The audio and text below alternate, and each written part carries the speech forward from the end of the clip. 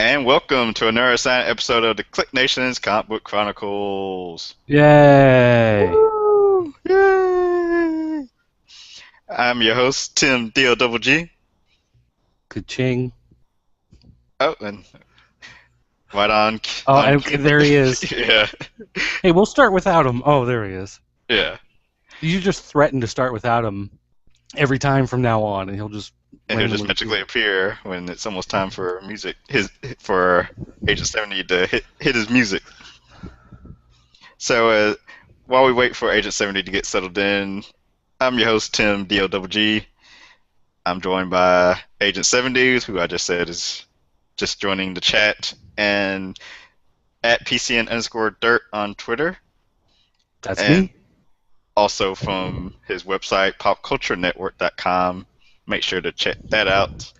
But seriously need some updates. I'm finally getting caught up on my email. I can start doing some updates on the site again. I'm down to like 107 emails Yeah. I actually need to pay attention to.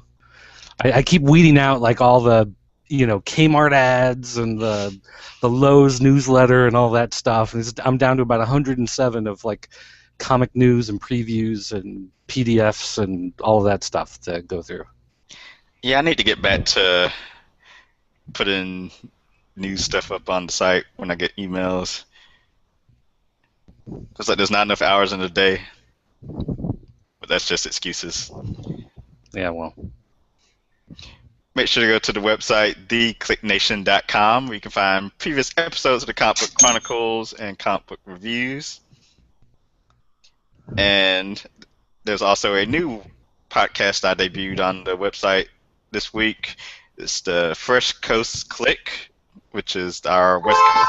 Oh, wrong one. Well, it's sports. That counts. Yeah, it was their first episode was about sports. And it's our buddies out on the West Coast. I think they're in, I believe, Seattle, somewhere out there. So go check that out. It's on Stitcher and iTunes. And, of course, just search for thekliqnation.com. And that feed will have the Fresh Coast KLIQ, the KLIQ Nation podcast, and Comic Book Chronicles. Follow the Twitter account at thekliqnation. Like the Facebook fan page, facebook.com/thekliqnation. Add us to your circles on Google+. Subscribe to the YouTube channel, youtube.com/thekliqnation. If you ever have any feedback to have read on a future show, send that on over to thekliqnation@gmail.com. Agent 70, I can hear you, but you're very faint. Got it. Coming in loud and clear, am I? Or not? Yeah, that's better. Nice. Sorry for running late, fellas. No problem. Right. I'm going to stop with the effects now. It's back to you. I thought that was actually Agent 70 doing. Thanks for covering. That was me. Oh, nice. Let's see. We record live every Thursday night, 9 p.m. Eastern Time. Use the hashtag Comic Book Chronicles on Twitter, Facebook, whatever social media sites you like to use. Also, remember, we are part of the Cold Slither Podcasting Network. Shout-outs to Classic Materia on Twitter, who did the hosting duties for me last week. I tried watching the episode last Friday, but since I had it on the speakers on my laptop, every time Agent 70 did the doorbell ring, my girlfriend's dog started barking, going crazy. So I had to stop it. So I will. Sorry, it was a spoiler-filled episode. I'll try to watch it this weekend. And our other co-host, Roddy Cat, is not with us tonight. He sends his regards, and he hopes to be on next week. But he did a great job of providing us with the news for this week. So with that, we will seg over to the comic book news of the week. First up, we have Charles Soule signed an exclusive contract with Marvel Comics. No. Yes. No. Make mine Marvel. Listen, the guy had a pretty good following over at DC, so I can understand and feel where Dirt's coming from. Well, he Well, also wrote like half their books. Right. well, the good news is, I guess they worked a deal out with Marvel and DC where he's going to get to end his run of DC books the way he wants to end them. So his DC work will actually continue through, and I guess it will complete March of 2015. Hmm. So you've got a little ways. Still don't like it. And he was already taken off. Well, I don't know if he's taken off is the right word, but he He'd was come off of, right? come off of Batman or Superman, Wonder Woman. So that what left him Swamp Thing and Red Lanterns, which I've enjoyed Red Lanterns. So good for him. And the exclusive won't affect his letter 44 with Oni Press. Oh well, that's good. Yes. Right. Let's see. Let's see. Guardians of the Galaxy, James and Sean Gunn talk spin-offs, Stan Lee's original cameo, female superheroes, the status of Thunderbolts, and more at DragonCon, which was in Georgia last weekend. Yes, and our own Roddy Cat was there.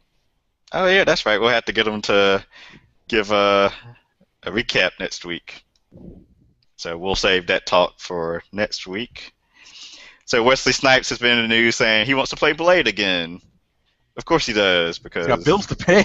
He's got a tax bill to worry about. That's right. who wouldn't want to be a part of the Marvel Universe, hopefully, if they decide to pull the Blade character into the cinematic universe. I believe all it is just rumors started by him talking to some people saying, hey, I'd like to play him. So, of course, everyone says, oh, is Marvel going to do a Blade movie? Well, you know, he worked for The Rock. How long has he been talking about doing Black Adam? Well, he's just been talking seriously? he's just been talking about doing a superhero for DC. Yeah, but he mentioned Black Adam a couple times Okay. that he really wanted to do. I was gonna say it was Shazam, or is it Black Adam? Is it Jon Stewart? Is it Luke Cage? Speaking of which, so yes, The Rock, Dwayne Johnson will be playing Black Adam in a Shazam movie. And the speculation is this movie going to be a part of the Justice League, Man of Steel, Batman universe, or is it going to be something different? Because allegedly the tone of the movie is going to be fun and adventurous and not doom and gloom and no fun like the Man of Steel and Batman v Superman. I just hope John Cena gets to play Shazam. I read that somewhere. I got a kick out of that. Our own, well, not our own, but William Bruce West tweeted that to me today when I was saying if Rock is going to play Black Adam, then whoever plays Shazam has to be a pretty physically imposing person to be able to stand toe to toe with The Rock. He was quick to come back and say, Cena! I'd watch I that can movie. see it. Yeah, he's goofy. He basically plays a superhero. If you need an adult to play the role of an 8-year-old kid trapped in a muscle-bound body, I mean, I can't think of anyone better than John Cena to play that role. You know what I mean? Correct. Or am I the only one watching wrestling? No. I mean, I've been kinda. out of wrestling for a while, but I'm still familiar with, with Cena's character. I know that he recently had the stuffing beat out of him by a certain Brock Lesnar, but That was fun. All right. Anyway, back to comics. At the comments. Let's see. Prison Break stars to reunite as villains on The Flash. I thought that was cool. I saw. I didn't watch Prison Break, but I recognized the actors, and I'm glad to see that they have an occasion to get back together again on the same series. Oh, I actually didn't. I saw the news, but I didn't click on any of the links to see who the people were. I didn't watch Prison Break either, so I'll just find out whenever those episodes of The Flash air. So no one knows who they're actually playing? I guess I can let's click on the link and see. Okay, well, I mean, nobody knows. Nobody knows. Just asking. And this is coming from Comic Book Resources. And you're So planning on Prison- watching The Flash, right? Yeah, I'm gonna watch The Flash. So Dominic Purcell has been cast as villainous Mick Rory / Heatwave. Okay, I can see that. Wave. And he'll join his previous co-star Wentworth Miller on the upcoming CW drama. So Miller was cast as Leonard Snart / Captain Cold. So they both will be part of Rogues Gallery or Rogues. Rogues. Rogues. The Rogues. For God's sake, don't say Rouge. It's a whole different type of story. That is an old pet peeve of mine. But anyway, moving on. What do we got here? Next up is Marvel teams with Stomp Out Bullying for Anti-Bullying Awareness Program. Yeah, they're doing a bunch of variant covers for October. Is it October or November? One of those months, they're going to do a bunch of variants. Right. The Stomp Out Bullying variant. So keep an eye out for that as my eye starts itching. Let's see. DC Entertainment actively pitching a Supergirl TV series with Michael Green, whoever that is.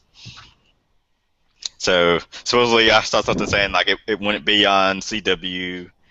So, and I think that news actually just broke today. So, well, that's something to kind of keep an eye out going forward. Michael Green. Who is Michael Green? No idea. John Buscema. I was about to say you skipped over. Hooah! Al Pacino. Yeah. So go ahead. Al Pacino would do Guardians of the Galaxy 2 or another Marvel movie. Has he been in a Marvel movie? No. But The reason I skipped it is because this is just like the Blade news. Yeah, I'd love to do a Marvel movie. Oh, let's go post this non-news. Right, but at the same time, even though Al Pacino hasn't done, really quality movies for a while, he's still Al Pacino as opposed to Wesley Snipes. Passenger 47 and Blade, pretty much it. Okay, Michael Green. He is a writer. He did Everwood, Jack and Bobby, Kings. He was a producer on. He's doing Gotham. He was a producer on Smallville, Heroes. He was a writer on Smallville. Looks like maybe he wrote some of the Smallville season 11 comics. Okay. If I'm reading this correctly. So he's tied in with a lot of that genre type stuff. Let's see. Oh, he did some for Superman Batman, the series from the old 52. And worked on the new 52 reboot of Supergirl. He worked on the first 12 issues. So that's probably why he's got a tie-in there with Supergirl. So there you go. Cool. Gotcha. So he's not an actor. I was trying to think, like, what actor? The only guy I could find was born in, like, 1933, and I was pretty sure that's not the actor that's going to be on Supergirl. That's funny. All right, so what else news do we have? Cool. John Buscema, Silver Surfer gets the IDW Artist Edition treatment. That's pretty cool. Those are nice books. They are. Do either of you own any? Yeah. I've got the Simonson one. It's Are they just like? bad. Are they just art? They're just art books, I'm assuming, right? No, they're reproductions of the original artwork from certain comics. So, for example, the one that I have is the Walt Simonson one, where they reproduced the original art from Beta Ray Bill's first appearance and Simonson's the beginning of Simonson's Thor run, and I think one other issue or two other issues with that, and you get to see really the raw artwork before any embellishment or any coloring, so it's pretty cool. And they're big. Oh yeah, definitely. They reproduce so that you can see a lot of the fine detail. I'd go dig it out, but it's somewhere in there. I don't think they're quite as big as the original Bristol board pages. They're smaller than that, but they're still big. You can see a lot of detail. So, there you go. Cool. There's a couple of more recent news. What is this? DC Comics relaunching the Secret Six. Isn't this break today? Or yesterday? Today. It was today. Because I was caught off guard. I was like, whoa, comic news today. Yeah, it happens. That's funny. Who's in it? Stitz, well, at least from the cover of the #1 issue, Stitz from Gail Simone's Birds of Prey, and some other person. I don't know anything about this Secret Stitz, so yeah, I'm kind of lost. You won't get too much from me. Oh, it looks like Catman, who was in the old Secret Six. No. Well, yeah, that was kind of the point of him.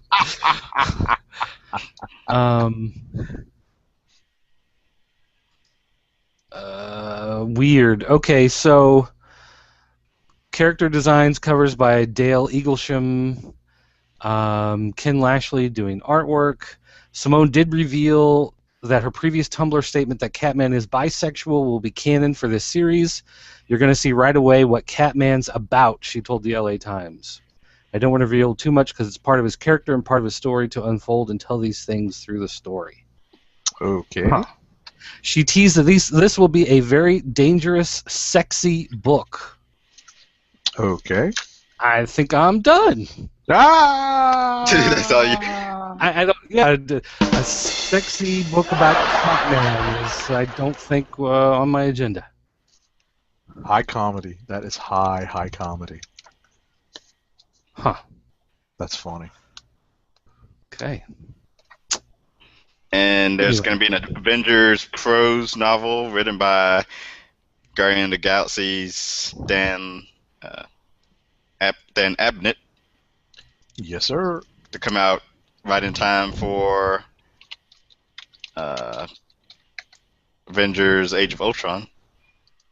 God, I can't believe that's already coming up.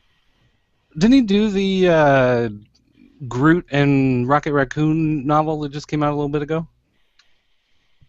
Say it one more time. Didn't he do the Rocket Raccoon and Groot prose novel that just came out? Was it a novel or was it just a... the hardcover novel. Wasn't it a novel? You got me. Well, let's see here. See if I can find it. I know I think he did the Rocket and Groot, like, solo Rocket comic. Raccoon and Groot Steal the Galaxy prose novel. Hardcover, $24.95. Yeah. It's a prose novel. Marvel's first original prose novel featuring the stars of Guardians of the Galaxy. These are not the Avengers or the Fantastic Four. In fact, they're barely even famous. But Rocket Raccoon and the Faithful Groot are the baddest heroes of the cosmos. Blah, blah, blah, blah, blah, blah.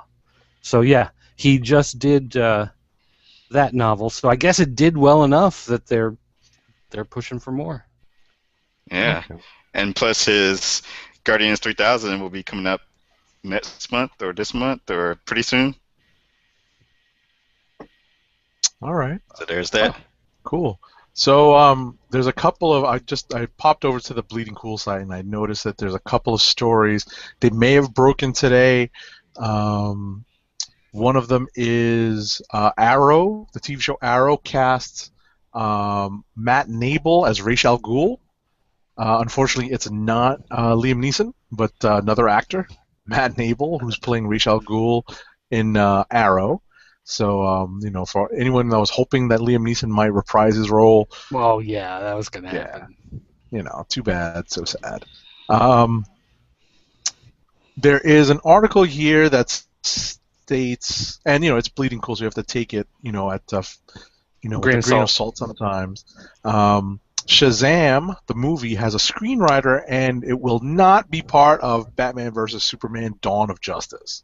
There you go. So, it might be off on its own while DC stays losing. Wah, wah, wah. I like how DC seems. Shout out to Eclectic. I will give them credit for just going off and doing their own thing. Like, Marvel wants all their stuff to be tied together, like, TV series to the movies. DC's like, just do it the other way. We'll have The Flash and Green Arrow on TV, but then we'll also have Constantine that has nothing to do with them, and then we'll also have, I was about to say iCarly. Was it iZombie? iZombie and whatever else. Supergirl will be something totally different again, probably. Said iCarly. All right. So that is news. Cool. Is this the news that nerds need? Yes, it is. The majority of the news was provided by News Nerds Need. Follow them on Twitter. Yes.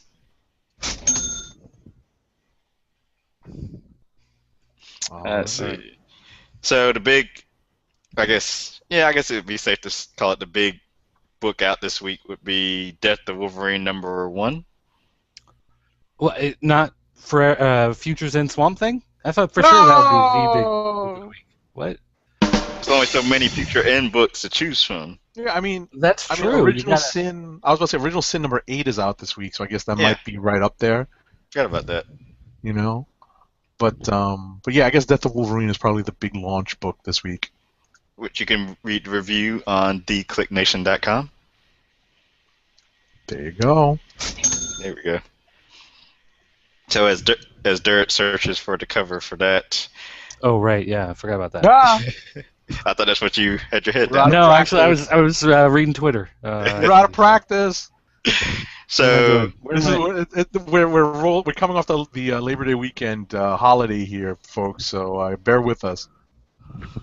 So Death of Wolverine is a 4-issue limited miniseries. It's coming out weekly, so it will run through the month of September, and at the end, Wolverine will be dead.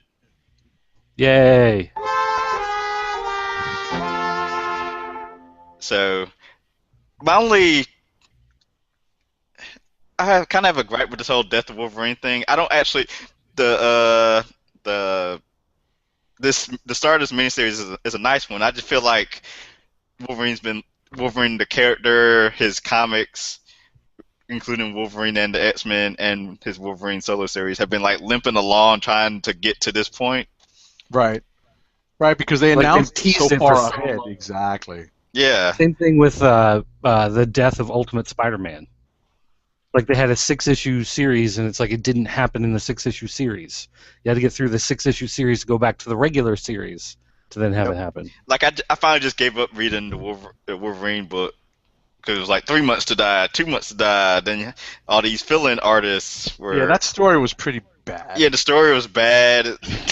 Yeah, It was just bad. Yeah, Businessman, Sabretooth, and whatever little crew that Wolverine had compiled for himself, and I don't even know what happened with them, and I don't really care because more than likely they're not even going to be involved in this book.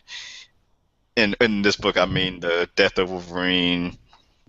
So anyway, you can pick this up as a new reader and understand what's going on. Wolverine does not have a healing factor anymore. His enemies, he believes his enemies are going to find out, and it's going to be open season on Wolverine, and so he has some enemies come after him in this issue. One notable being Nuke, who is a Captain America villain, and I guess he's tied to Weapon Plus, I guess it's Weapon Plus program. I thought Nuke had just been recently blown up in Captain America. I was very surprised to see Nuke. The reason you think that is because it actually happened. He was blown up in Captain America, which I pointed out in my review. So why is he here with a beer belly? Yeah. Looking very country in his wife beater. Definitely, definitely. Did you read the notes at the back of the book? Yeah, So that's I saw. Right, I was about to say, Soule and McNiven get into some of the creative and artistic choices they make in this book, and I read these notes regarding Nuke's appearance, and I kept thinking they just blew him up in Remender's cap. What is going on? Hello, continuity. I'm sure they'll explain away like that happened after the events in Death of Wolverine #1 or whatever. Marvel just, Marvel just doesn't care about doesn't stress continuity that much anymore. Well, they do and they don't. That's the thing. You know, they do it when it's convenient to them, and that's Yeah. you know that's the way it is. I'm like they probably could have picked some other random outlaw or vigilante, not vigilante, but Well, I think they wanted to pick someone who was Weapon Plus, you Yeah. know, who's part of the weapon program. So, you know, that part makes sense at least. But still, you know, there's other people in this weapon program that they talk about. Why not, you know, bring them in? Well, is guess- Nuke the most exciting character you can bring in for this story? probably No, not. no. So- Or is it just he's good fodder? Like he's the one that you can kill in the course of the story to... Yeah, and then he doesn't even kill him. Well, not yet. I mean, he hasn't killed Nuke. Well, I guess you're still saying not yet. Yeah. So, at least Steve McNiven art, along with Jay Leister doing the inks, and Justin Ponster on art, or colors, I mean. So the book looks fabulous, and I did enjoy the writing style that Charles Soule, the new Marvel Wolverine architect, Mm. displayed. Supposedly they have Wolverine's related material all the way to 2016, I think they said. Yikes. And that doesn't necessarily mean, bringing him back. It's just, related material tied to him. Right, tied to the story and the Well, ramifications. it's because this is the Age of Ultron universe Wolverine that's going to die, and then they're going to go back and get the real Wolverine back from the timeline, and then it'll all be taken care of. Right. I like that. I'm going to use that when I rant on Twitter after the show. Hey, what you say you like that? That kind of scares me. Ah. Well, I like that that's a hanging plot thread to be used later. Not that you like the idea, Yeah, I don't like the idea. I just like that you because you're scaring me there. I like that you found that plot hole. Plus, I hated Age of Ultron. Ugh. Anyway, so we have Dork Geekus watching and tweeting at us as he says, "Logan deserves to die. I hope he burns in hell. He just gets drunk and stabs." Do you guys get the reference? Oh yeah, from Samuel Jackson. I hope he burns in hell. You got to read that in Samuel Jackson voice. Exactly. That's funny. That is funny. I was about to say it's not the first movie reference that we're gonna make on this episode tonight. Oh, really? Not the first. Not Someone the first. second, huh? Yeah, there's gonna be a second one. Hmm. There's Dun, gonna dun, be a dun. second one. That's right. Where's the drama?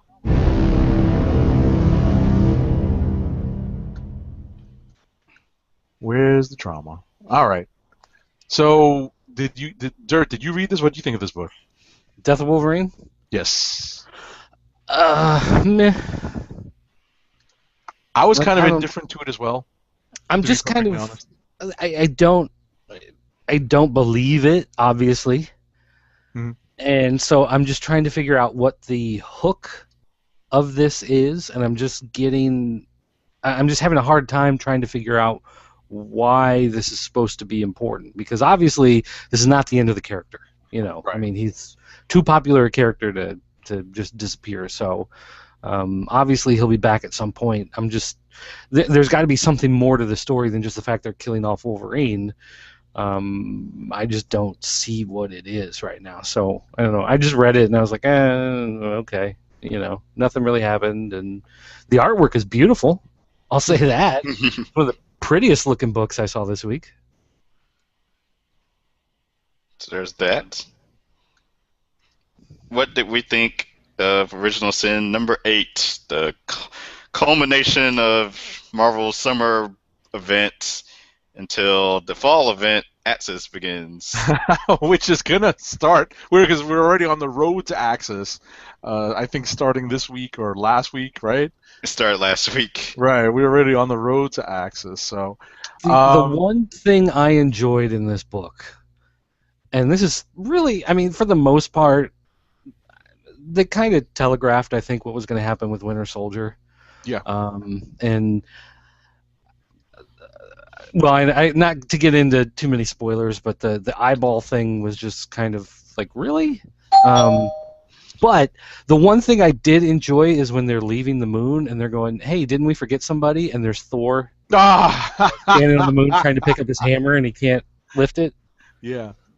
That was really the only thing that got a rise out of me in this issue. No kidding. Thor being unworthy is like the only like noteworthy thing to me that even happened in this series. Really? Well, there's a couple things without spoiling too much, but we already have an idea, a general idea. They haven't really covered up a lot of the outcome of Original Sin because of, I guess, because of solicits and because of some articles that have come out since. But I guess the role, maybe not the mantle of the Watcher, but the role of the Watcher has been passed on. And, even that was kind of, to me, that like it's not clear. Yeah, it's not clear that's right. Well, they leave it up there. It's probably going to be explored in the new Winter Soldier. What did they call him? They called him a different name. The Unseen. The Unseen. Yeah. As opposed to the Watcher, he is the one that you don't see, I guess, as opposed to the one who does see. He's the Watcher that doesn't. Yeah, he's the, what I was gonna say. He's the Watcher that doesn't appear at the last second to save you. That's pretty much it. So that's what I got out of it. There's a couple of moments in this book that really, really felt like, Daniel Caffey and Colonel Jessup, because that's all I seem to hear. But there's no Wolverine. I have to say Wolverine a couple more times. Wolverine. Right. That's because Dork Geek is threatened. Or no, that was yeah. That was Dork Geek. Yeah. See, this is what I hear. This is what I hear. We can slightly hear that. Right. Yeah, I can't hear that very well. Well, I was just going to say that is some dialogue from that is the monologue from A Few Good Men. That's what I heard, because I could hear Fury speaking in Jack Nicholson's voice. What I do saves lives. You want me on that wall. You need me on that wall. That's all I heard this entire issue, and I guess it's been like that for a while now. So, they wanted to have Fury go out in a blaze of glory, and they do have, and there is a continuation to his story. I need to turn that down now. Anyway. You guys were saying that the book really didn't affect much. I think the biggest downside of this book was that the villain. Well, I guess you could arguably say that Fury ended up kind of carrying part of the villain's role in this. The Midas and what's her face, the daughter. It was just very they were just thrown in there, and the orb. I had a lot of pages where I was just reading it and thinking, I don't care what happens to this character, and that's not a good thing. Yeah, the choice of, was it Dr. Midas? Yeah. And the eyeball guy was kind of lackluster. The unseen, what was it? The mindless ones. Like, who the hell are they? Well, no, the mindless ones are old school Marvel characters, and I liked their twist, because all of a sudden they became mindful ones and not mindless ones. But in all seriousness, because it was Midas, Midas had like this big role to play, and he ended up being kind of the big bad that needed to be defeated. It was just very, it was very weak for me, like in terms of story impact. So in that sense, I understand and sympathize with you guys when you say, yeah, what really happened in this, in this story. Other than, I guess, sowing more seeds of discontent among the heroes. No one trusts anybody and all that stuff, so. Dirt Geeka says, why the hell did Fury Sr. become Hal Jordan with the karmic ending? Thor got defeated by Whisper. Dr. Midas got the Bay Megatron ending because Fury is even more of a voyeur than Uatu now. Uatu Fury standoff was lame. Yeah, I'm inclined to agree. So that was Original Sin 8. Yes, kind of ho-hum. Yeah, I guess everything will be picked up in future storylines in the Marvel Universe. That's all we can assume, I guess. Right. So, what do we got next? Who wants to throw one out there? Gotta get my list back up. Okay, if I can find it here. Here's one. This is going to be my non-superhero book for this week. This is called Number One. Ooh. And this is a small press. If you've ever seen Indie Comics magazine, this is from that same company. And it's basically the story of a comic shop owner. This is his semi-autobiographical account of what it's like to own a comic shop, run a comic shop, try to sell comics. And it kind of goes through, talking about the big expansion, late 80s, early 90s, and the death of Superman, and then by the late 90s, like the market had fallen out, and place was about to close, and then people started to come back again, and talks about why he loves comics and why he got into running a comic store and how it ruined his marriage. Well, yes. Actually, I don't know. I don't know if it was his marriage or his girlfriend, but regardless. No, I think it was his marriage, because I read this, although I recall maybe reading a preview of this because I didn't read this week. I recall this, isn't he retelling, kind of recounting his story to someone, and he says, yes, I went through, all this, tumultuous times with the girlfriend / wife, and then the wife wasn't the wife an accountant? I think she was running the... Yes. Yes. So she could understand financials. Exactly. She had a business degree, yeah. Exactly. So she was able to handle the business side, and he took care of the shop, but it definitely was a strain. The shop itself and the finances, especially in the 90s, caused a big strain on their relationship. So I remember liking. Yeah, well, because I think they sent us a review of it several weeks ago, and I never got around to reading it, but the print copy came, and I was like, all right, I missed my opportunity to read it in advance. I better sit down and read it now. And I really enjoyed it. The artwork is really, really good. I mean, that's one of the things that stood out to me when I kind of flipped through it, is I was surprised at how good it actually looks. Because a lot of times you get something from a no-name press company, and you're just like, ooh, but this one actually looks really good. It does have glimpses here and there of the American Splendor type underground style to it, the way it does expression and facials and some of that stuff. But right. The book, just the actual printed book feels like a quality book. The paper is high quality stock, glossy, vivid colors. But the story, like, there's a lot of the stuff that I can especially relate to working in a store, having worked in a couple different stores, actually. Same here. It's just one of those things where a lot of the stuff, especially I think for customers, don't realize a lot of the stuff that employees go through and the stuff that goes through people's heads. So if you get a chance, if you can get a copy of Number One, this is, I think, Azurn Publishing, Aazurn. Azurn Publishing. If you can get a copy of this, if you're a long-time comic collector, especially if you go to the store enough times that you're familiar with the people who work there, you know them by name, they know you, Right. you have those conversations. I mean, this is probably going to describe that person pretty well, because I was reading a lot of myself in this book. I was reading a lot of my boss in this book. I was reading a lot of Definitely. the people I used to work with in this book. So this was really good, and highly recommended to anybody out there who's a longtime collector.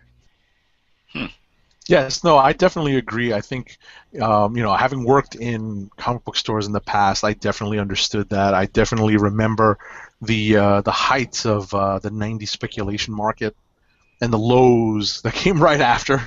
So, it definitely hit a lot of those notes, historical notes, and they rang very true to me. It was still very affirming, though, in terms of, in terms of his love for the genre, love for the artwork, and love for the art form of the comic book. And, that comes through, and I think that comes through in anyone that works in a comic book store, long term, because they do it because they love it. Yeah. And so in the back, he does have a kind of a 5-page mini history of comics. Maybe it's 6 pages, I don't know. But anyway, it kind of talks about how early hero tales of Gilgamesh and the Odyssey and the Bible, and then you get into political cartoons and the pulps and the Saturday morning funnies, and then into the whole EC thing and Marvel and the underground comic scene and just kind of everything. It is, because it does quickly, cover so much stuff, and each time period has maybe a paragraph or two. There are some key things that I think he skips, and some other things that maybe he gives a little too much impact to, but at the same time it's really good just kind of overview if you're not that familiar, if you're kind of wondering how some of the stuff played out, if you only started reading comics in the last 10 years or whatever, and you want to know what things were like in the 70s, 80s, 90s. This does a pretty good job of kind of explaining those key moments that came and went during that time period that had a big impact on the stores. And some of this stuff, may not have been huge in comics now. Like nowadays, if someone's getting into comics right now, you ask them about Spawn, they know there was a movie and they know there's a comic, but it's not that big of a deal, Right. But you have to remember, in 1992, that was a huge thing on the industry that changed the industry in major, major ways, even though nowadays it doesn't seem like anything that really played out that well. But the birth of Vertigo, Teenage Mutant Ninja Turtles becoming a huge independent comic, Yes. Diamond putting together people to start the first free comic book day, like all of that kind of stuff is covered in here as well. So it's definitely worth checking out that backup. And like I said, it's a 5-6 pages long. It's not that long, so it's a quick thing you can kind of sit down and run through and get an overview of the industry. So a lot of good stuff in here, and it's only $3.99? Yeah, $3.99 book. So same price as most of that Marvel stuff you're buying. You guys buy. We do buy it. All right. All right. What's next? What do you have, Agent 70? All right, let me hit my list and see. I was just responding to a tweet by Dork Geekus that says, I guess in the 80s, George Michael could have beat Thor. That's I was about to hit a tweet with hashtag careless whisper.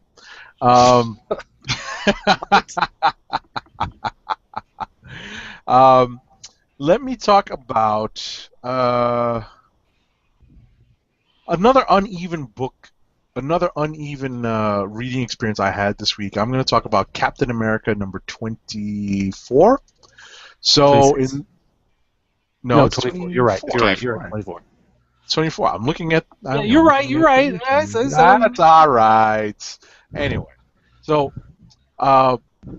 without spoiling what happened at the end, with the cliffhanger ending of the last issue, This issue rolls right past that, literally rolls right past that. We do not get an immediate aftermath of that reveal, but we jump right back into the action, and Zola's ongoing plot to do something really bad to New York City, and some of it was just really, it involves a bomb, and I'm thinking to myself, really.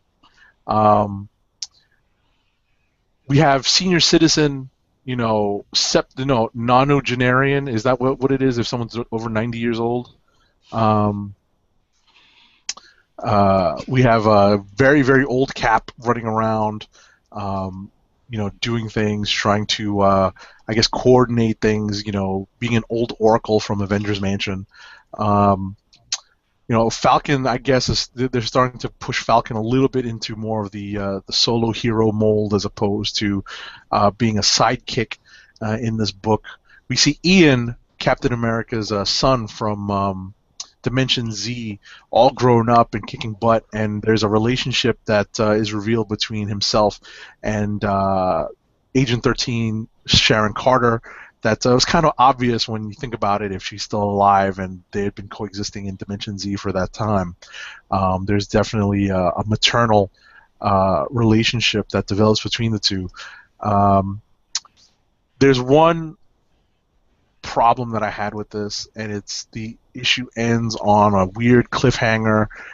Somebody gets blowed up real good, or at least it looks like it, and that's how it reads. That's how it shows this particular character getting blowed up, or at least apparently getting blowed up real good. And Blowed up real good. yeah, blowed up. I mean, I'm speaking, I'm being facetious, obviously, but ultimately we have a to be continued at the bottom of the panel, and it's like, really, that's how this is ending? Taking the bomb out of the out of range of the city, and the hero sacrifices him or herself. It was a very uneven read for me. I felt very disappointed by what was happening in the book. I was definitely caught off guard, even though it wasn't a huge surprise. I was still surprised that they brought a particular character back at the end of the last issue. So, I was a U.S. agent. I already mentioned it. I spoiled it. I did ring the bell though. Did you? Like I said, I did ring the bell. Maybe it's a little too late. The horse might be out of the barn. But in all seriousness, I liked the last issue. This is a very, very uneven follow-up to the last issue, so I'm not sure where this is going. This might read better in trade format, to be perfectly honest. It's not a filler issue, but I just wasn't happy with the execution. So It's a lot of Remender stuff does better in trade, I believe, since he does the long form storytelling. that could be it. I read this issue. It was all right. Focused heavily on Armin Zola and Jet Black and Falcon. Right, because God forbid they focus in on 90-year-old Steve Rogers. Steve Jobs. Well, yeah, because old people are weird and gross. I mean, you don't Steve want Rogers. to do too much with them. Right. Although I was about to say, I don't know if anyone read She-Hulk number 8 this week. Not yet.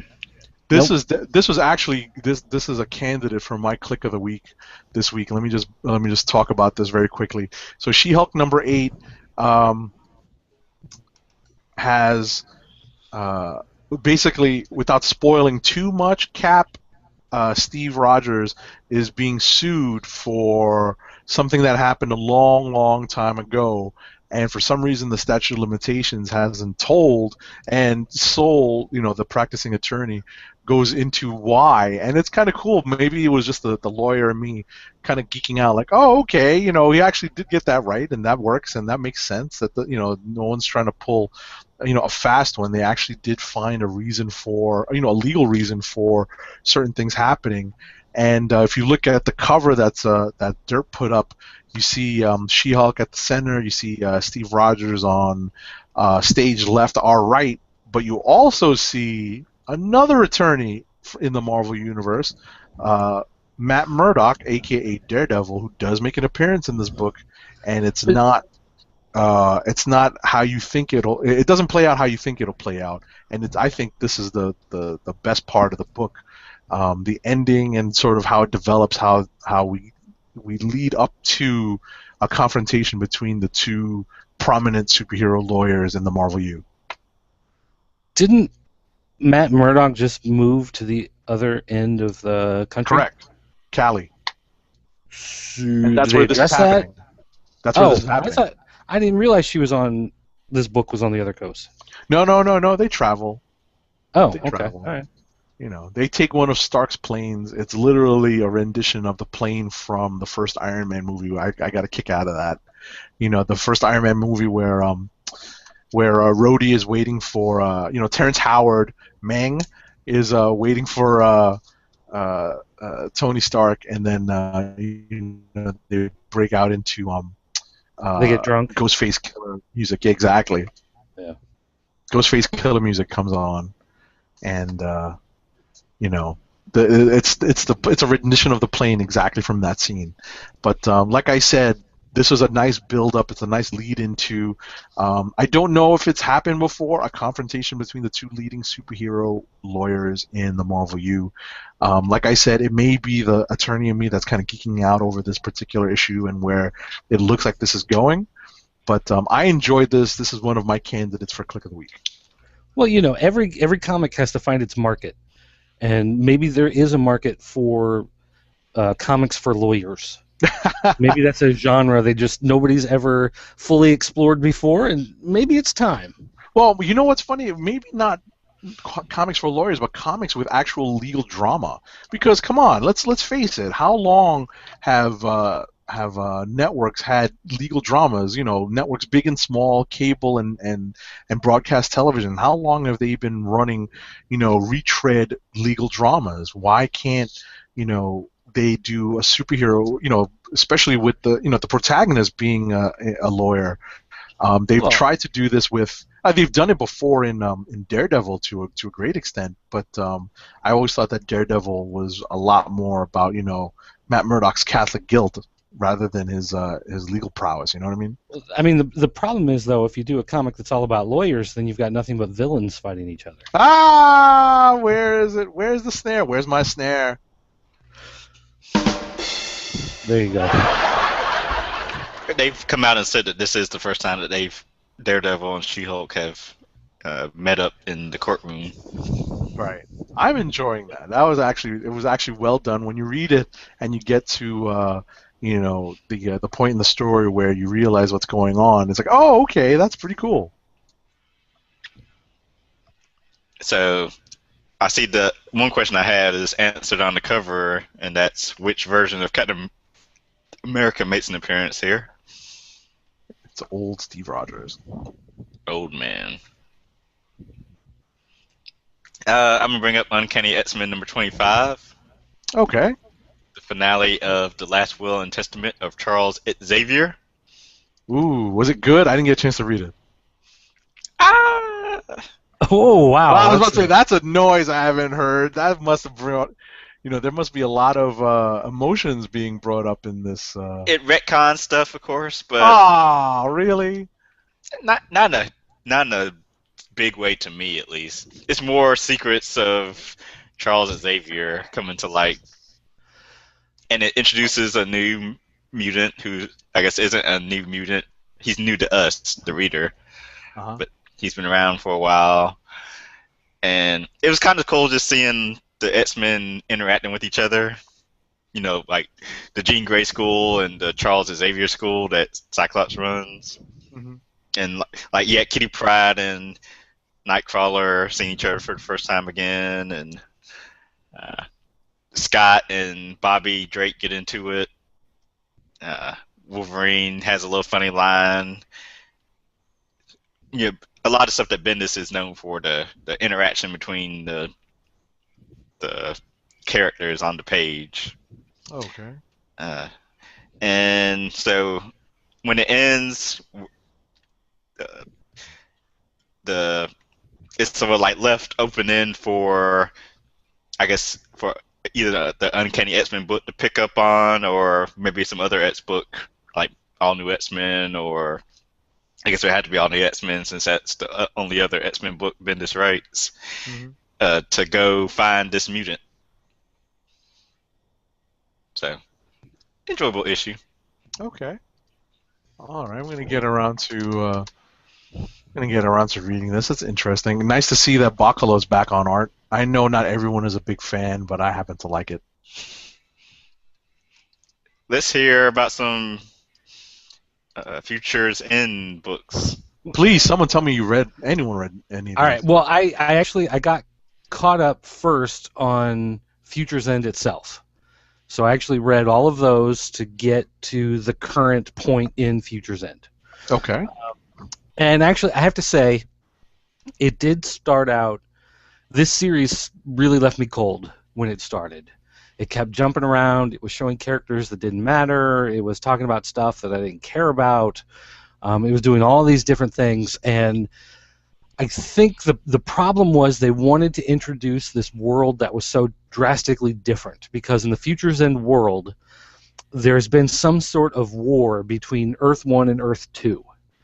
Somehow Darkseid was involved, parademons and whatever, but it looks like Earth 2, from all accounts, it looks like it's been destroyed, and all the refugees from Earth 2 are now on Earth 1. But the people on Earth 1, of course, treat them like invaders and don't like them and don't want them there and whatever. Segregation. Well, they wanted to show... The problem was that, of course, everyone has a doppelganger, and so that's what freaked everybody out, is that, it's another version of you coming over from this other universe, and ego, gets involved. And so this world is a completely different world as far as security and national politics, and so it's very unrecognizable from the current DC universe. And so they introduce all these different characters, I think, is this idea to show you how different the future is from the current DC universe. But the problem was, you're seeing these people for the first time. You don't know anything about them. You don't know why you're supposed to care about them. You don't know, what's going on. And slowly, as the series goes on, they start folding in more recognizable characters, and then they start folding in more. Why is this guy not involved anymore? Why isn't this guy involved anymore? What happened to that guy? And all of this stuff starts, coming out. And so once you get to maybe issue, 12 or 13, I really found that I was enjoying it. So by the time I got to 18, which is this current issue, I enjoy it a whole lot more. And the current state of the New 52, Futures End universe being 5 years in the future, it's after this war. There's some other evil entity out in space that has its eyes set on Earth in the New 52, and this story looks like it's building up to the confrontation with this being. And so I'm trying not to spoil things here by being, vague. But I have to say, the last 6 issues of this that I read through were really enjoyable. So it's one of those things, I think, if you can sit down with it and get past that initial hump, when you look at the first, maybe 2 months worth of these books coming out, you're just kind of like, man, where is this going? Why do I care? How is this supposed to be important? Once you kind of get past, that introduction of what the world is like, then it gets interesting, and I really have started to enjoy it. So Future's End for me right now is enjoyable, and I'm looking forward to more issues of this.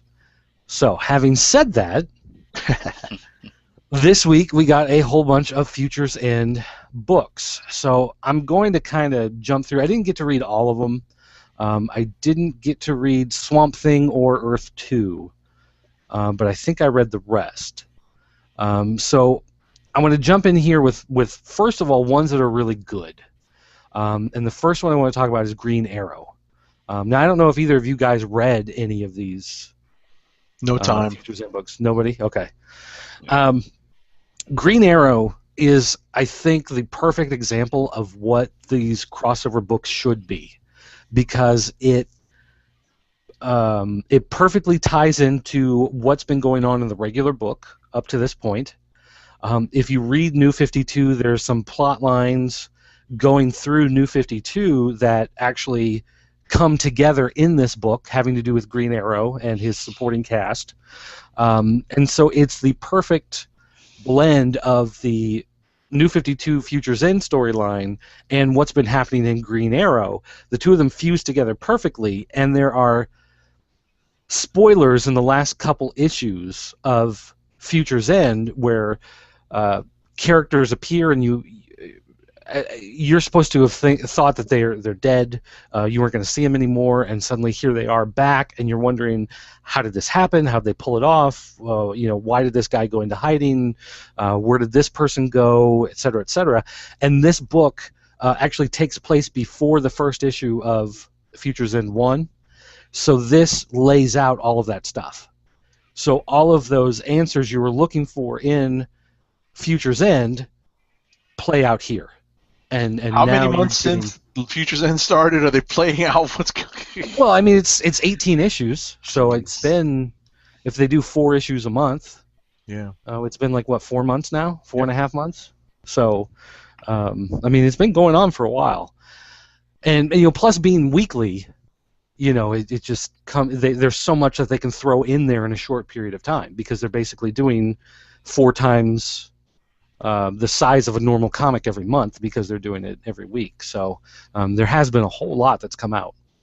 So this one, it answers the questions from Futures End as well as continues the elements that have been going on in the Green Arrow series.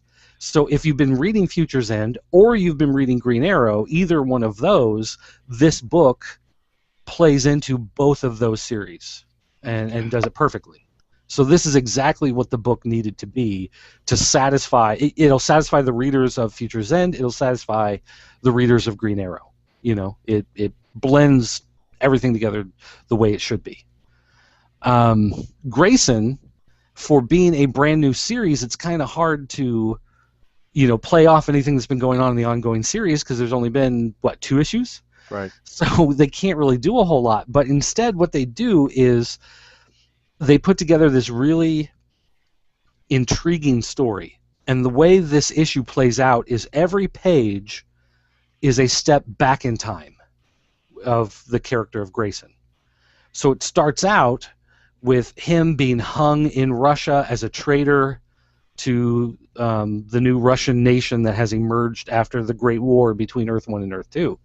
And then it starts going back in time. Every page goes back in time and it kind of shows you events that build up to why that happens and events that build up to his relationship with Huntress, who's not the Huntress in the New 52 anymore, but whatever.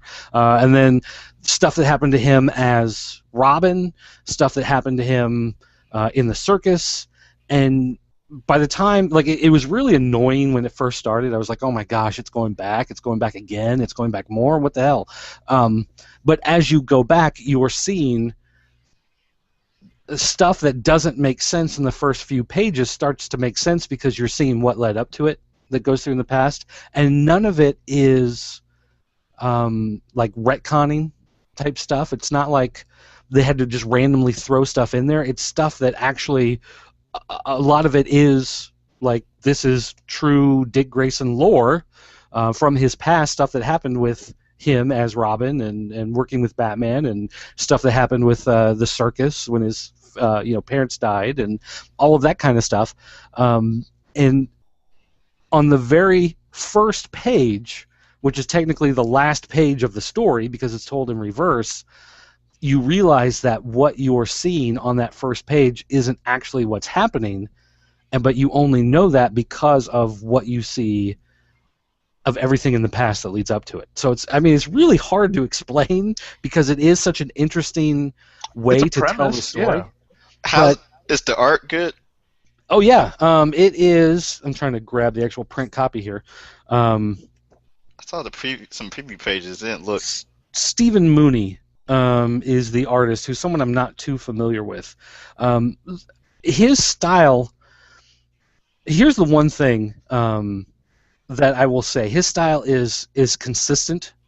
So when he draws, like Huntress, you recognize her on every page. Like he you know when he's drawing Dick Grayson, you recognize that is Dick Grayson every time you see him throughout the book. So he has his characters down for who they are.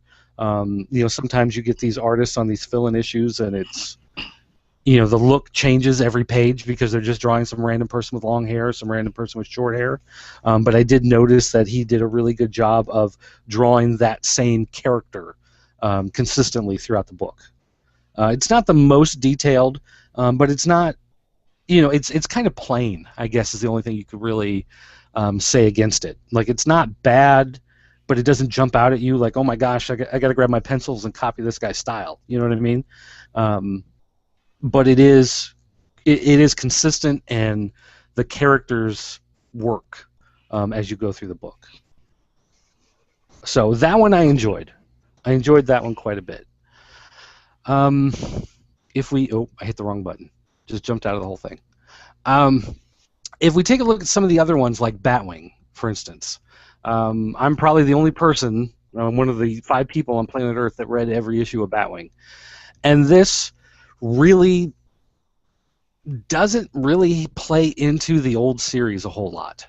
The character is there. This is more of a Batman Incorporated kind of story. I think Batwing is just the one that gets the nameplate and a couple extra pages devoted to him just because he just ended his series, so they can use this as kind of a bookend on that series. But it's better than last year because he never got a villains month last year, did he? Yeah, that's true, because they did so many for the Batman books. Batman. Yeah, so it's an interesting story as far as Batman Incorporated goes. Not really that much of a Batwing book, and it doesn't really do a whole lot for the Batwing character itself. But I mean, it's interesting enough. It's not offensively bad or anything like that. So, if you're just interested in some random Batman stuff, then go ahead. Green Lantern is one of these where they use the 5 years in the future to tell some story that they don't really have a setup for yet, and they can give it kind of this, I don't want to say ambiguous ending, but they give you this kind of unfulfilling ending because it seems like this doesn't matter. Like, this kind of betrays the whole idea of Future's End. The idea of Future's End is that this is supposed to be the New 52 universe in 5 years, and this one just kind of, the ending just kind of leaves you going, really, that's it? That's it plays more like a what if. See, that's what that's I my was about to say, you problem hit with it. on. I was about to say you hit on what my misgivings are about, this whole going into the future thing and telling us exactly how things are going to be 5 years from now. It definitely does feel like a big what if story.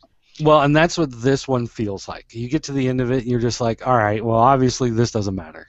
So this is not going to be what's happening. So Because it seems like it was just left open to the creative teams to whether their stories be a what if type story or something that possibly could have ramifications for current books. Yeah, and this one just they bring back characters that you're familiar with from the Green Lantern universe, but it really doesn't matter.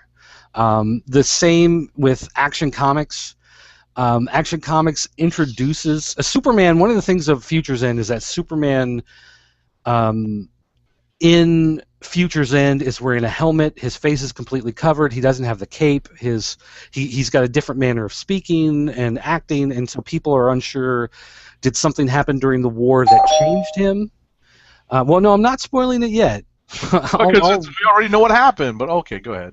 Well, Well, last week's issue of Future's End told you what happened, but or maybe it was this week's. I don't know. Regardless, He appeared last week. It was last week. Okay, so this book shows you where Superman is now and what he's up to, but it introduces a character who only exists to disappear at the end of the issue. So this character is like a one and done. You don't know where he comes from. You don't know how he got his particular powers. You don't know why really he's doing what he's doing, but he's just there. He does his stuff. He talks to Superman, and then he's gone. And so it's not one of those what if like Green Lantern that doesn't matter. It just doesn't matter because it's almost like a backup story in an annual. Like this is something that could have been like an 8-page story instead of a $3.99 with a 3D cover. Right. So that's kind of the problem with that one. I felt the same way with Aquaman. Aquaman, although the problem is this is a 2-parter, so this actually begins in this issue and it's going to end in Aquaman and the Others. Yeah, and the Others. Features okay. Oh, okay. But it's still one of those that just it doesn't really feel like it matters. The characters, the one thing, and here's the one spoiler. Go ahead and ring the bell. This may be Aquaman from Earth 2, but it may not be. They kind of hint at it, and they kind of throw some things out there that might be the case, but it might not be the case. So that was the one that showed up in the Justice League Dark Blight series, right? I believe so. Forever Yeah. Evil. All right. Phantom Stranger. I actually read this because I guess I don't like myself, and the problem is this. They're ending the Phantom Stranger series, right? They're ending Phantom Stranger. They ended Pandora. And now they're going to start the Trinity of Sin series, which is Pandora, Phantom Stranger, and Question all together in one book.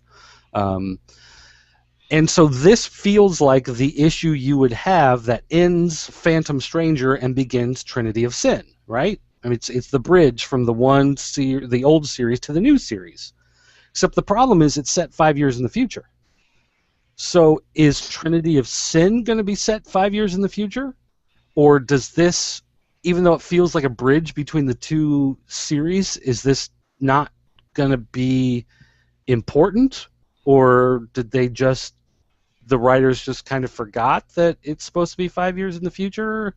And does that screw with the new Trinity of Sin series? Like, I don't know, but it's not good is the problem. Oh, no. It's just kind of one of those things because, of course, if you've been following New 52 at all, Phantom Stranger is supposed to be Judas, who betrayed Jesus. His necklace of silver medallions are actually the silver coins, and he's been basically chained to those coins, and he has to redeem himself by being selfless, just like Jesus was, and every time he does this selfless act, he loses one of the coins. So he's down to his final coin, and he has to go back in front of the council that cursed him to see if the curse is lifted. And that's the whole premise of this particular issue. But it plays out, it's one of those things where it sounds like it could be such a deep theological type story. You could do so much with what it is, and it turns out to just be a really bad 70s horror throwback. Wow. It is just not satisfying really at all. Wow. Detective, where's Detective at? There it is. Detective Comics. I think this is the last one I read here. Yeah, Detective is going to be the last. The problem with the Detective is it plays into the 0-year story that just ended in Batman, so it feels like this should have been the story that they tell in the Batman book as opposed to the Detective book. Mm-hmm.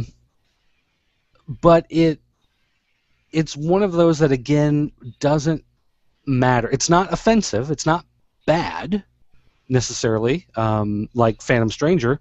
It's not good, like Green Arrow. It's just a story that happens 5 years in the future. Yikes. So it doesn't really reverberate to anything other than the fact that Riddler's in it and it talks about 0 year.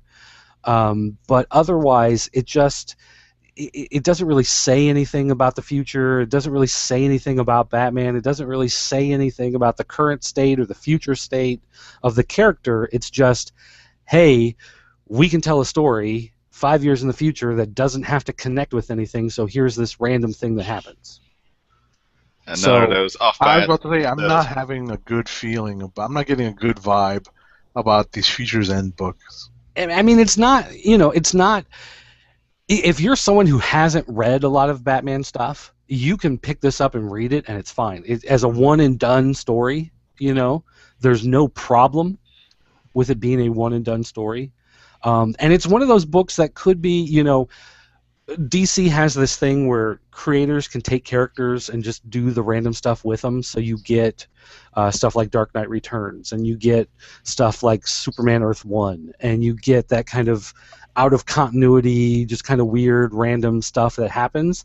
And this could work as just kind of one of those weird, random, out of continuity stories. You could give this to someone who hasn't read a Batman book in 10 years, and they're going to have no problem following it. They're going to recognize the characters. They're going to be able to understand what happens. So there's nothing inherently wrong or bad. It just doesn't tie into Future's End, other than the fact that it's 5 years in the future. Wow. So that's really the main problem with most of these books, is that they're 5 years in the future, but they're not necessarily anything having to do with Future's End, which is the whole story that they're supposed to be tying into. The Grayson is good for the way it's told. The Green Arrow is perfect. It's the book that all of these should have been. But most everything else just seems like kind of, if you really like Green Lantern, you might like the Green Lantern story. If you really like Superman, you might like that Action Comic story. But they don't really feel like they're required reading for the main series, and that's the problem with having those books. Wow. All right. Okay. But the covers are pretty. I mean, they're 3D. That was sufficiently depressing. I'm going to quickly go through Rocket Raccoon number 3 and Legendary Star-Lord number 3. Rocket Raccoon, it's more of the same. People assume it's an all-ages book just because it has a talking raccoon in it, but it is not. There is some adult humor in it, which is fine. I mean, it's low-hanging fruit. It's low-hanging fruit. But is it adult humor that works on a different level that kids won't understand, or is it straight up, this is not a book kids should read? No, it's a different level. It'll go over their heads, I think. Yeah. Okay, all right. Definitely a different level. So, and when the issue ends, he's confronted by his doppelganger. Bum, bum, bum. But is that Missile Muskrat? Scotty Young's killing it on art and writing duties. Yes, it's very dynamic. The art is very dynamic. There's movement is definitely expressed very well, and I was very taken with the style has grown on me. I haven't read as much of Scotty Young as maybe some other people have, but his style has grown on me, and it's definitely apropos for this type of story. One thing I just learned today is that Scotty Young apparently lives like an hour away from me. Okay. Which I had no idea. So we're going to see if we can get a hold of him and see if he can come to the store sometime for a signing. Nice. Sweet. Good luck. He has tweeted tonight that he's really sick, so. Okay, well, I'll not ask better, him. Dude. Wait till Get next better. week. And Legendary Star-Lord number 3, I enjoyed this issue a lot more than issue 2. This issue, Peter Quill, I'm trying to think what happened to him. I know Kitty Pryde helped him evade somebody. Oh yeah, he was captured by the Badoon. It's like every issue he's captured by someone. And he has to, how is he going to break out this time? He's a gunslinger. But it's very, very good art by Paco Medina and David Curiel on colors. Kitty Pryde does a nice guest appearance as a banana. I'll let you read the issue to figure out why that is. And at the end of this issue, Peter Quill announces he's going to Earth, but not for a vacation and not to see Kitty Pryde, but he's got some unfinished business with Thanos. So, Is there something going on between him and Kitty Pryde, or are they just buddies? They're dating Yeah, they're dating long distance. Very long via distance. trial of Jean Grey when the Guardians Oh, met okay. all new X-Men. I see. Yeah, it was set up then. She has a thing for Peters. Ah, That was the joke Yikes. from issue 1. that's So fine. I'm trying to figure out, how does he know that Thanos is on Earth, since the Guardians weren't really involved in Infinity that much anyway. Even though they're the Guardians of the Galaxy and they supposed to be defending Earth, but they didn't do too much defending of Earth since Thanos was able to invade Earth. And if Nick Fury is the man on the walls, isn't he supposed to stop all threats from invading Earth? He didn't call that code red. That's all. He forgot. This is just stuff I like pointing out. Continuing is good when it makes sense for the story. That's right. Are we at rapid review time? Yes. Sure. All right. I'll throw out a couple that I read this week. Iron Fist: The Living Weapon #6. Contrary to Eclectic's views on this book, I continue to dig it. The last couple of issues have been right. The last couple of issues have been on the difficult side in terms of the art. This issue was far more direct, far more clearly defined in terms of the panels and the layouts and the artwork in general. The line work was much more crisp and like I dare say more classically comic book, much more classically defined as a comic book, more so than the last few issues. We see Danny Rand at his lowest, and we see him trying to build himself back up. It's a really, the storyline itself is well done. I'm enjoying it. As I said, the artwork really has been something, I don't want to call it a real detriment, but I think this issue is a big step up from where it has been in the last couple of issues, and we really see now where climax to this particular story arc. So if anyone is a fan of Iron Fist, if anyone is a fan of Matt Fraction and David Aja's Immortal Iron Fist, Kari Andrews has taken that ball with some of those characters that were introduced in the Immortal series. Read this. I enjoy this. This is definitely another candidate for Click of the Week this week. Let me throw out. Did anyone read? I'm kind of disappointed I'm not reading that anymore. I read the first issue, but it kind of didn't really do anything for me. Plus, I thought it was like a limited series. So I was like, I'll have to give that my attention. Listen, like I said, the art does take some getting used to. I enjoy it just because I think it's well done, and I'm a big fan of the Immortal Iron Fist characters, and they really do play on that and expand upon that. So that was a definite selling point for me. Bring up Moon Knight #7. So this is the first issue of Brian Wood as the writer and a new artist, Greg Smallwood. And let me tell you guys something. Let me tell you, the listening and viewing audience, the book does not miss a step from the Ellis and Shalvey run. It is very good. I am enjoying this take on Moon Knight, or at least this particular aspect of his persona. The Mr. Knight, the one that runs around in a white suit.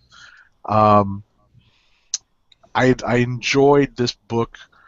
Believe it or not, this is another one of my potential Click of the Week candidates. It's funny where I found my Click of the Week candidates. It wasn't in any of the big event books. It was in the smaller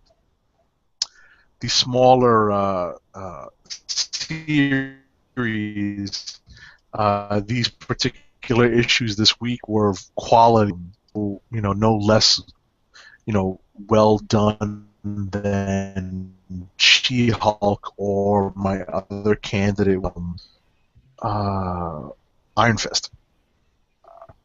So I think it's cool that some of the lesser series got a lot, done this week, and they're getting a lot of love from me this week in terms of potential clicks of the week. I don't want to spoil too much. You really should read it. It's kind of a one and done issue. There isn't that much spoiling, but it does track back to something that the Ellis run right at the end of the story. So there is a cliffhanger. It's going to get me to read the next issue. So if you haven't picked up Moon Knight, this isn't a bad place to start. But it's only 7 issues in. You should be able to track down issues 1 through 6 and catch up on your that way.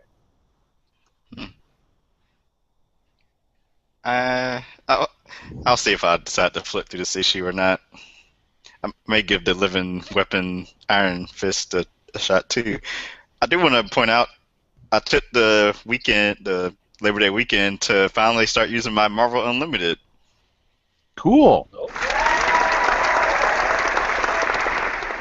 So I have been enjoying the Invincible Iron Man, and what else did I read? Secret Warriors. Yeah, those are 2, and Young Avengers are the 3 series I'm reading right now. Cool. I have to add the Matt Fraction, David Aja Iron Fist series to that at some point. Yes. Quality stuff. Alright. And the only other issue I need to add to the rapid reviews is Avengers World number 12. I'm enjoying this series now again. I wasn't quite sure what it was, it really doesn't have a purpose still. But given all that, I like how they're incorporating all these different new characters. Yeah, all these superhero groups from all these other nations, and the next Avengers, and according to the solicits, the Doctor Doom is going to form his own team of Avengers. Yeah. That's funny. So.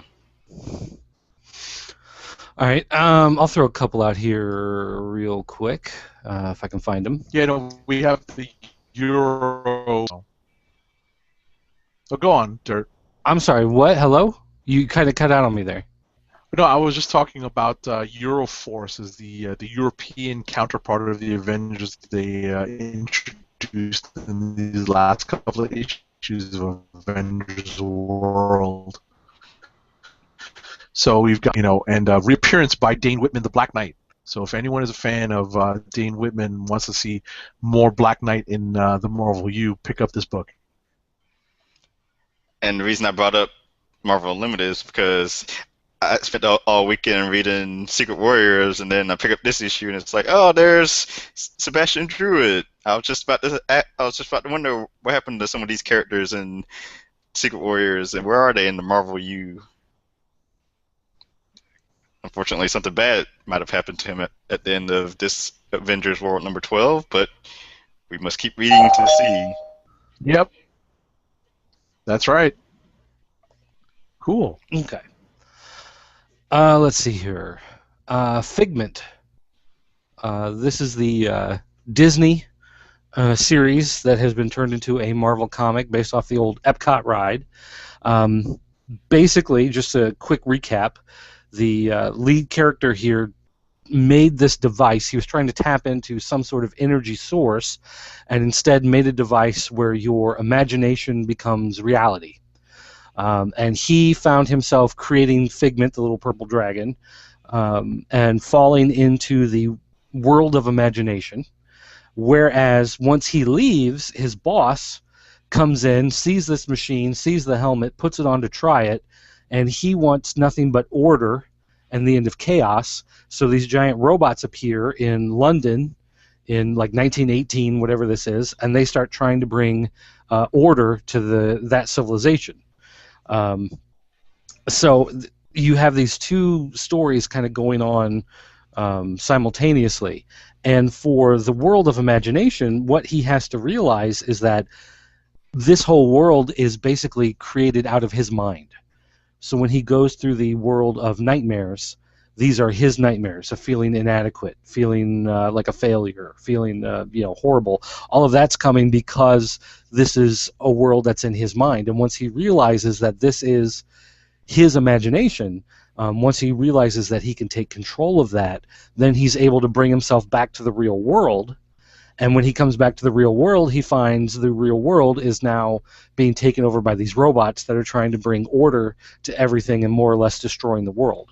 So your setup then for issue 5 is going to be how he is able to defeat these other beings that have come into our world and are starting to take over. So it's gone through a real journey from the first issue that felt really whimsical and fun, and now by this issue it's getting a little more, I don't want to say it's darker or deeper necessarily, but it is more focused on that action element and less on that whimsical idea of imagination and creating whatever out of your thoughts. So it's still very entertaining. It's just turning out to be a much different series than I thought it was going to be. Okay. Tide is turning. Justice League 33. This is continuing the Justice League's battle against Doom Patrol. And this one, basically, if you've seen any of the Justice League stuff, you know that Lex Luthor is becoming more of a part of the Justice League. And in this issue, he actually becomes a full-fledged member of Justice League under the idea that you keep your friends close, but your enemies closer. They realize that the only way that they can keep an eye on Lex Luthor is to make him part of the team. So in this battle against Power Ring, Batman, of course, is the one who's able to figure out how to defeat the Power Ring because, of course, if you've if you've read any of the stuff that crossovers, Green Lantern and Batman, he, of course, has the willpower to always defeat, Guy Gardner or anybody else because of the determination and will. He realizes that the power that comes to this Power Ring from Earth 3 is fear. And, of course, who's the better master of fear than Batman?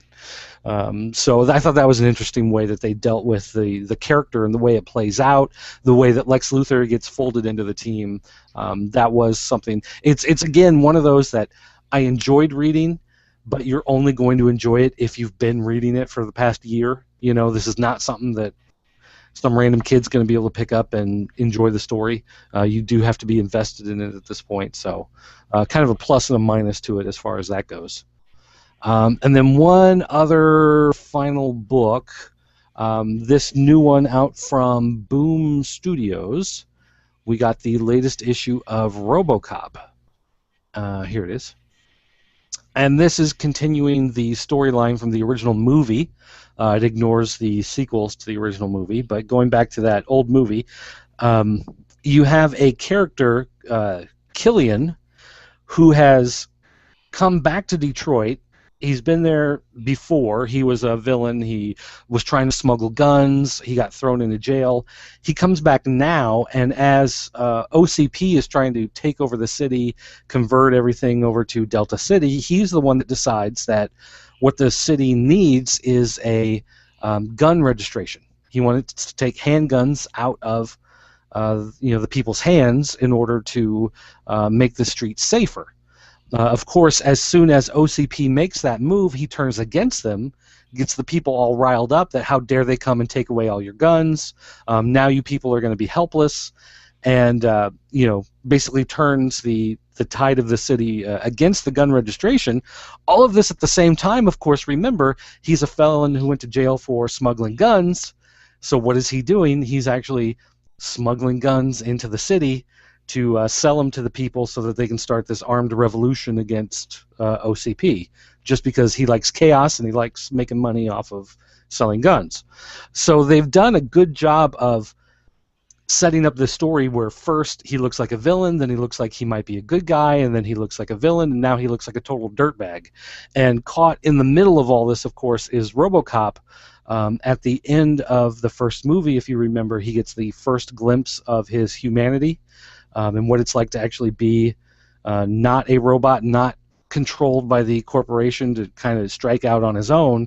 And so here, as the story is unfolding, you're seeing him trying to act like a regular cop. He's trying to be that officer that he's he's supposed to be, that he was before he became RoboCop. So a lot of times it seems like he kind of forgets that he is a cyborg. He kind of forgets that he has these abilities, that he can do more. He's trying almost to limit himself to his humanity, playing against the natural strengths that he gets from the augmentation and everything. So I think they're doing a good job of not only making this a crime drama. You've got that kind of police drama, the Law and Order, Blue Bloods type of thing that's running through it. But then at the same time, they're doing a good job of looking at the character of RoboCop and who Murphy is and what it means to be human as opposed to being this machine that was built by the corporation and everything. So I really enjoy it. I think it's a good series, and I'm really looking forward to seeing how this storyline plays out. Josh Williamson. Is that your boy? I enjoy his. I'm enjoying Nailbiter and Ghosted, even though I'm behind on both of them. Yeah, Nailbiter has been really good. Yeah, I read the first issue, and like with a couple other Image series for me, it's I'm slowly but surely trying to get caught up on them. Yeah, Well, I do like. Oh yeah, and his other book, Captain Midnight for Dark Horse, I like, and I'm behind on that too. So yeah, I'm kind of a fan. Yeah, a lot of the Image stuff though does play out. It's written for the trade. Yeah. So So even if I'm behind, they take hiatuses, so I have opportunities to get caught up. yeah, if you fall behind though, it also works to have that day to sit down and just read through everything because it's going to work for that. Yeah. I need to. With your high recommendation of the RoboCop, I probably need to give it a shot since I enjoy his other stuff. We'll see. Well, did you watch all the movies and everything? Yeah, that's the other thing. I'm not familiar with RoboCop, so that would be a hindrance to me. I would suggest, if nothing else, watch the original movie from '87 or whenever it was that it came out. I mean, not only is it a great movie, that if you're a man, I don't know how you haven't seen this movie, but at the same time, that is the basis for this series. So you'll not only get to watch a great movie that you'll enjoy, but it also give you background for the series. Cool. All right. I We think got we're done. clicks? Yeah, clicks of the week. Oh, what is going to be my click of the week? Well, I'm going to go with number one. Death of Wolverine #1? No, not Death of Wolverine, Oh, no. number one. Number one. Gotcha. Number one shot. Just thinking back over it, just reading it the way it, like I said, I can see parts of myself, I can see parts of my boss, I can see parts of the people that I worked with. They just really hits home on so many things. I just really enjoyed it, and I think a lot of other people will too if they give it a chance. I am going to go with wow. It's going to be, I'm going to say Legendary Star-Lord #3. Okay, cool.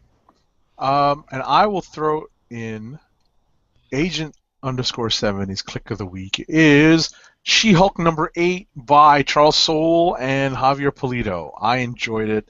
I had the best time reading this book. So, and I'm looking forward to the next issue. It was a pleasant surprise Click of the Week. I was anticipating one of the bigger event books being Click of the Week, but it was nice to see some of the smaller titles come up and become my pick Click of the Week this week. I don't know, by the traitor Charles Soule? A traitor to some, or a Marvel, a member of the Merry Marvel Marching Society? Isn't that what it was? Yes, it was the Mary Martin. He's still a traitor. Ah. All right. And with that, we'll start closing shop here. Make sure to follow us on our individual Twitter accounts at TimDOGG98 and at TheClickNation. Twitter. Dirt is at PCN_Dirt. Reading them right now. Agent 70 is at Agent_70. Roddy Cat is at Roddy Cat and at News Nerds Need. And he will hopefully be with us next week to give his Dragon Con recap. Yes. And with that, just make sure to tune in next Thursday night, 9 p.m. Eastern Time on thekliqnation.com. Yes, this month is going to be full of books. Every week there's a long list of books on my own personal pull list, and I see that every week is full of books coming out, so we should have plenty to talk about. Plus all those future end books you got to read. Yes. Yeah. Or not. What do you think I'm going to do after we hang up here? I got to read Justice League, at least. At least. So, with that, we are the Comic Book Chronicles, and we are signing off. Hey!